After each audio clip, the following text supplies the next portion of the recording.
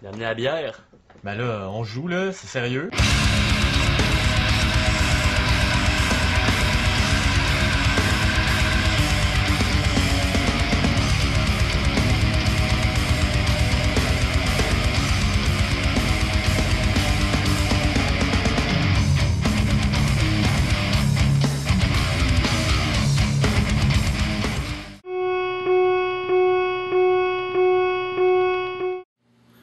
Et bonjour à tous, c'est le docteur qui vous parle pour une autre critique.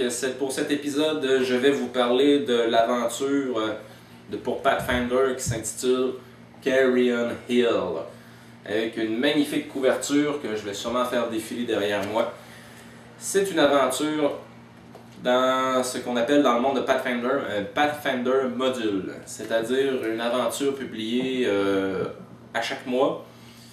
Le module, c'est une aventure qui, je crois, qui est publiée à chaque mois, dont vous pouvez acheter par souscription en allant sur le site de Paizo ou bien non dans votre boutique. C'est une manière extrêmement facile de faire de l'argent parce que ça se vend entre 12,99 et 20 $, gros maximum. Et donc, c'est des petites aventures. Ici, Carrion Hill fait 32 pages. Et ça comprend toutes les aides de jeu, les cartes en couleur et les personnages déjà pré-tirés. C'est assez intéressant comme format. Ça ne se veut pas des aventures extrêmement complexes. Oubliez ça immédiatement. La complexité ne se trouve pas là. Et elle n'est même pas dans cette aventure. C'est une aventure du point A au point B, au point C et au dénouement. C'est tout.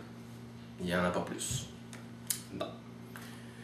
Par contre, le récit de Carrion Hill est assez intéressant. Et pourquoi j'ai acheté cette aventure-là? Bien, ceux qui ont écouté ma dernière critique, avec le Rule of Fear, eh bien, ça se déroule dans la ville de... Dans quelle ville déjà? Ah, c'est dans la ville de Carrion Hill. C'est en plein ça. C'est une ville qui a été construite sur plusieurs autres villes. Donc, vous donner un exemple assez facile, c'est comme Paris. Vous avez le Paris des Romains, le Paris des, je sais pas, du Moyen-Âge, de la Renaissance, le Paris de Louis XVI, le Paris moderne, et ainsi de suite par-dessus. Donc, vous avez des tunnels par-dessous des tunnels, par-dessous des tunnels, un ensemble extrêmement vaste de souterrains en dessous de cette ville. Et se trouve sous cette ville un temple qui, comment dire, je vais essayer de ne pas dévoiler toutes les punches immédiatement, là. Se trouve un temple qui sert de lieu de prison à une entité démoniaque qui qui vient de par-delà les étoiles, qui se trouve dans la... Eux autres, ils appellent ça la Dark Tapestry, c'est-à-dire la tapisserie de noirceur. Donc cette créature-là vient de là et a été enfermée là. Cette créature s'appelle, eh bien, voici donc un Spawn of Yog-Sothoth. Eh oui, un rejeton de Yog-Sothoth. D'ordinaire, c'est des rejetons de Shub-Niggurath qu'on entend parler, mais ici, Spawn of Yog-Sothoth, ça fait penser à l'aventure pour l'appel de Cthulhu, que je vais aller chercher dans quelques instants. Et donc, c'est ça. C'est un groupe de cultistes qui a malheureusement libéré le rejeton de Yog-Sothoth et qui, le rejeton doit les tuer, les 4 cultistes qui restent, pour récupérer tout son pouvoir et pouvoir faire le carnage partout où il va et ainsi faire venir son père à travers un portail dans le monde matériel. Donc, qu'est-ce qui différencie cette aventure cthulhienne des autres aventures cthulhiennes? Pas grand-chose. Ou bien non des règles, mais pas grand-chose. Donc, vous avez un groupe d'aventuriers qui est appelé à venir dans une ville, Carrion Hill, pour enquêter sur la disparition et l'effondrement et le meurtre en série de plusieurs citoyens, plusieurs gardes de la ville. C'est dire que le rejeton s'est mis en chasse pour retrouver les cultistes. Donc, les aventuriers descendent dans les catacombes, dans les souterrains de la ville, découvrent le temple où a lieu la libération du rejeton de Yog-Sothoth et trouvent un manuscrit, un document qui s'appelle le manuscrit Pnakotique. Ben oui, on reprend tous les mêmes thèmes de Cthulhu. Et dans ce document-là, on retrouve 4 noms, donc les 4 noms des cultistes qui ont permis de libérer ce monstre-là. Et si on prend le temps de lire les manuscrits pnakotiques, on se rend compte que si le rejeton tue les 4 cultistes, il va devenir super puissant et il va pouvoir faire appel à son père, faire venir son père sur la Terre. Donc le but des aventuriers, c'est de faire en sorte que le rejeton ne tue pas.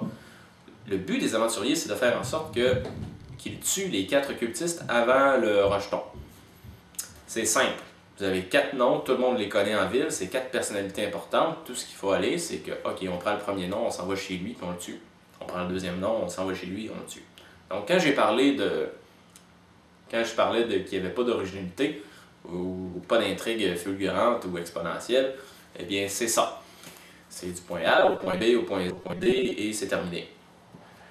La seule chose qui est intéressante dans cette aventure-là, c'est que ça reprend des éléments cthulhiens avec une petite tournure médiévale. Comme j'ai déjà dit dans une ancienne critique, ce qui me tanne un petit peu, ce qui me dérange un petit peu, c'est qu'il n'y a pas des règles façonnées spécialement pour faire en sorte que l'horreur s'installe. L'horreur s'installe dans la tête des personnages. Donc vous pouvez peut-être leur faire des jets de sauvegarde contre la peur une fois de temps en temps, mais contre les choses horrifiques. Mais malheureusement, il n'y a pas de mécanique de jeu déjà implantée dans cette aventure-là, ou bien non dans d'autres suppléments que j'ai lus, qui permettraient de rendre palpable la perte de santé mentale, un peu comme dans la pile de Cthulhu.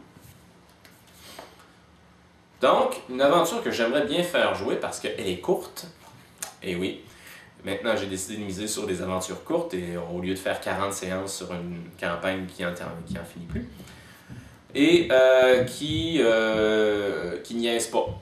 Donc, vous avez quand même des beaux adversaires, 4 beaux cultistes assez différents, qui ont chacun leur propre, je dirais, qualité, qui... grosso modo, il n'y a plus grand chose à dire. C'est une aventure pour niveau 5. Pourquoi je vous ai parlé de ça? Parce que j'ai bien l'intention un jour de vous parler de celle-ci. Ça, c'est le premier volume de Carrion Crown. C'est une aventure qui aussi se produit dans le monde de Ustalav, tout comme Carrion Hill et dans l'autre critique que je vous ai déjà parlé, Rule of Fear. Donc, vous comprenez que il y a comme un schéma qui se dessine. On va aller pendant quelques critiques du côté de Pathfinder et redécouvrir le monde gothique version Pathfinder. Bon, ben, c'est un peu décousu, je suis désolé, mais c'est ça qui est ça. Eh bien, merci de m'avoir écouté et on se dit à la prochaine.